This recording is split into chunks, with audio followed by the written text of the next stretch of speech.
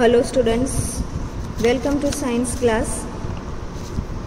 Now in last video we have seen about wool making, process of making wool. Now in this video we have seen that about silk. It means that life history of the silk moth. First about silk, when we see silk fibers are also animal fibers, that we know, and we had learned in 6th standard also that silk fiber are animal fibers. So now that what is sericulture, or what is the definition of sericulture? The rearing of silkworm for obtaining silk is called sericulture. After that we will see that life history of silk moth. First, the female silk moth lays eggs. First of all, that female silk moth lays eggs, and from which it means that from these eggs hatch larvae which are called caterpillars or silkworm.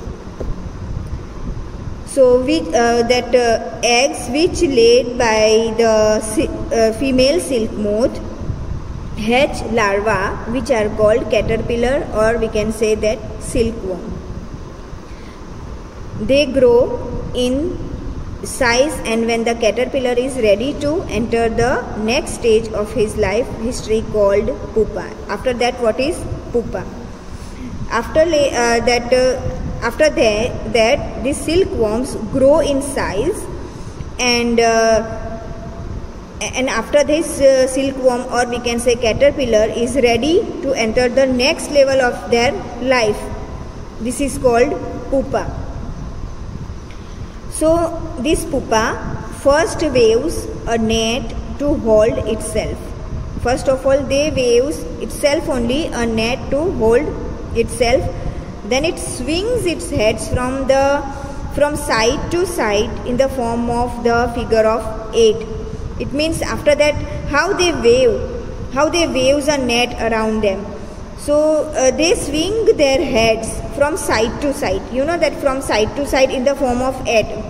When we write like that, 8 in the form of 8. So during this movement, what will happen? So during this movement of head, it means side by side, the caterpillar secretes fiber. One type of fiber they secrete from their body, and these fibers are made of a protein. And it means that after this protein, it means that secretes protein from their body, which hardens on exposure to air and becomes silk fiber. And when it comes in a contact of exposure, it means a contact of air, it becomes a hardened and a silk fiber. So here you can say that, here see, this is the male moth and this is the female moth. And that female moth lays egg on mulberry leaves, like that only. It means when they hatch from the egg, this is silkworm. This is called silkworm. Now when they hear silkworm, when this silkworm, it means that pupa, it means secretes the fiber from their body and make a net around their body, and this time it is called cocoon. After that this cocoon with developing moth. See, so here as I told you, this is made up of protein which harden on exposure to air and becomes silk fiber. Now after that, soon the caterpillar completely covers itself by silk fiber. It means that they secrete secretes that things from their body, and soon that caterpillar completely covers itself by the silk fibers. It is turned into cocoon. It means that turns into pupa, and this covering is known as cocoon. Whatever this covering is there around their body, this is called cocoon. Then further development of the pupa into moth continue inside the cocoon. It means that the cocoon is the covering of the pupa, and pupa is inside that cocoon.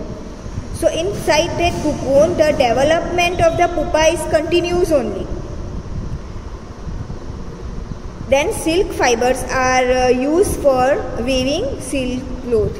After that, these silk fibers removed from pupa's body, and these silk fibers are used for weaving a silk cloth.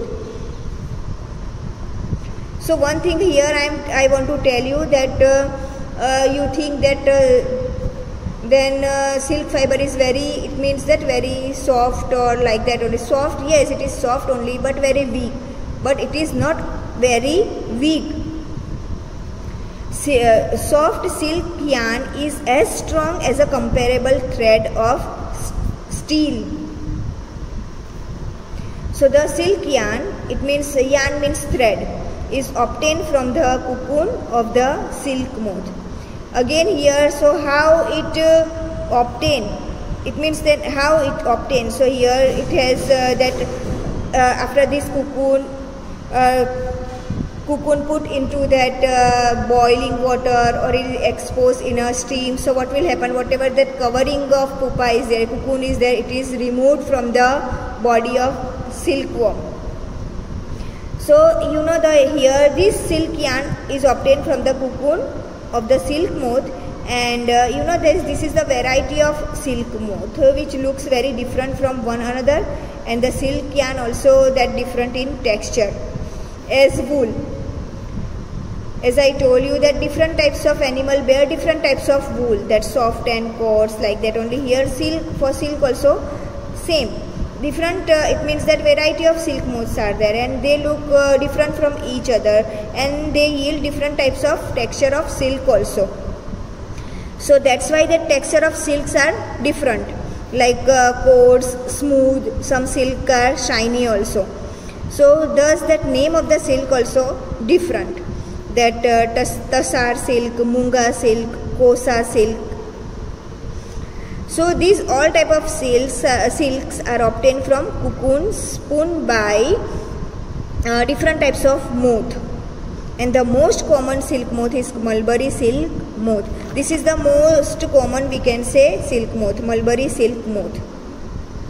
Now the silk fiber from the cocoon of this moth is soft, lustrous and elastic. This is also very important to know that the silk fiber from this cocoon of this moth is soft, lustrous and elastic. And after getting this, it can be dyed in different beautiful colors also, so that we can get the different colors of the silk. So sericulture, as I told you, sericulture or culture of silkworm is a very old occupation in India. In India, you know that it is very old occupation to rear silkworm, and after that getting silk. Here you know that India has also a very plenty of silk industries. So after that you can take help of your mother also and your aunt also, that to know the different types of silk, and you can identify the different types of silk like mulberry silk, tassar silk, hiri silk, muga silk, etc. After that you can compare the silk also, see quality of the silk, that which is the coarse, which is the soft, like that. And here I am telling you one activity. See here, but nowadays I told you, and one thing you learn in 6th standard also, that artificial fiber and natural fibers, like that.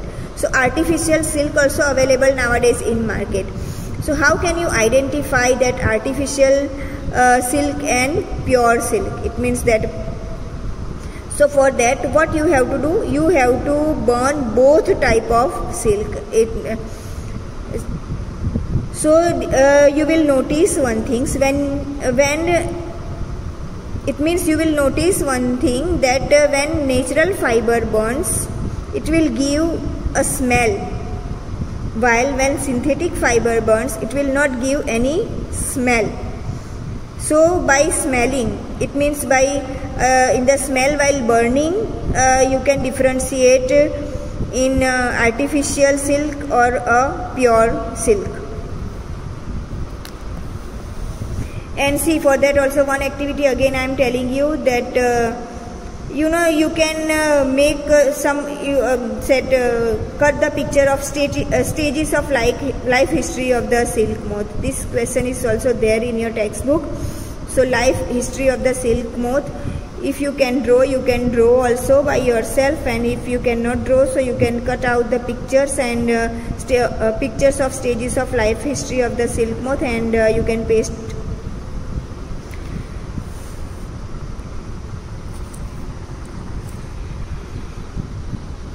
See, again here blue color box is there. So in India we can say women are significantly involved in various kinds of industries related to silk production. It means they related to silk production. Women are involved in many types of work. So these works are rearing of silkworm, then reeling of silk from cocoons, and processing of raw silk into fabrics. These all are the different industry. Different industries are there related to silk production, we can say. So by their enterprise they contribute to the nation economy. And one more thing again, China. Silk invented in China only. This is also you learn in 6th standard. So China leads the world in silk production. And India also ranks among the leading silk producing countries. After that, page 30. Page number 30. From cocoon to silk. See, so for obtaining silk, moths are reared and their cocoons are collected to get silk thread. As I told you that for obtaining silk, what you have to do? Moths are reared first, and after completing that woven, it means that cocoon are collected to get silk threads. Now reeling of silkworms. So a female silk moth lays hundreds of eggs at a time only. It means at one time a female silk moth lays hundreds of eggs. Now these eggs are stored carefully on strips of paper or strips of cloth and then sold by the farmers, and the farmers keeps eggs under the hygienic condition. And after that these eggs are warmed to a suitable temperature, and from this egg larva hatch, and this is done when mulberry leaves bear a fresh crops of leaves, because generally the silkworm, it means that female silk moth lays egg on mulberry leaves, and these larvas are called caterpillars, or we can say silkworm also. Now that day and night they eat that mulberry leaves and increase in size. So here about discovery of silk also you had learned in 6th standard. See that exact time of discovery of silk is unknown only. Maybe no one knows that exact time of discovery of silk, but according to old Chinese legend, it means that Emperor Si Lung Chi was asked by the Emperor Yung Ti to find the cause of damaged leaves of mulberry trees growing in the garden. It means that that Chinese emperor was there. So in that garden of the emperor, some mulberry trees were there. So that day by day what will happen? Mulberry trees, it means that mulberry leaves were damaged only. After that the emperor found while some white color worms are there on mulberry leaves, and they eating up that mulberry leaves. And one more thing, notice that they were spinning shiny cocoons around them. It means that shiny thread also there around them. So accidentally one day what happened? A cocoon dropped into her cup of tea, and tea was very hot. So what will happen? Suddenly that tangle of delicate threads separated from the cocoon, and this way silk industry began in China. So, and was kept a closely guarded secret for hundreds of years, and later on traders and travelers introduced silk to other countries, and this route they travel is still called the Silk Route. After that, the larvae and kept in clean bamboo trays along with freshly chopped mulberry leaves, because they eat mulberry leaves only, and after 25 to 30 days the caterpillars stop eating that mulberry leaves and move to the tiny chamber of bamboo in the tray and spin cocoon. After that, small racks or twigs may be provided in the trays to which cocoon get attached, and it develops the silk moth. So this is the processing of silk. Now a pile of this type of pile of cocoon is used for obtaining silk fibers, and the cocoons are kept under the sun or boiled or exposed to steam, and the silk fibers separated out. It means, and after that is the cocoons after that these threads are ready to use as silk, is called reeling of silk here. Nowadays reeling of silk also done by the special machines, and that silk fibers are then spoon into silk threads, and after that it woven into silk cloth by weavers. So here we end up the lesson.